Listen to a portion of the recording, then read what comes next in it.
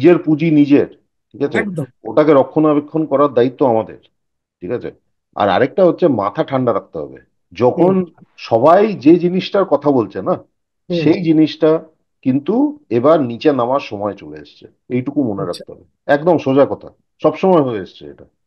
এটা মনে রাখতে হবে, শেয়ার বাজারে কিন্তু মানে যে বিক্রি করছে আর যে কিনছে, দুজনকেই করতে হবে।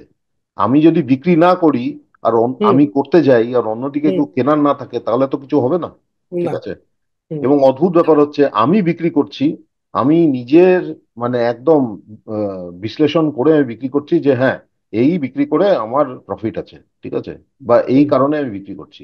যে কিনছে সেও কিন্তু অনেক বিশ্লেষণ করে দেখছে যে হ্যাঁ, এটা আমি সঠিক দামে কিনছি, এটা কেনার আমার একটা কারণ আছে, ঠিক আছে। হুম। অদ্ভুত ব্যাপার এটা হচ্ছে, আমি যে দামেই ক্রয় বিক্রয় হয়, হুম। দুই দিকেই লোক ভাবে আমি আমি একদম সঠিক মানে কি বলবো ডিসিশন নিয়েছি আর কি। হুম। ঠিক আছে, এটাই অদ্ভুত ব্যাপার এই এই মার্কেটে।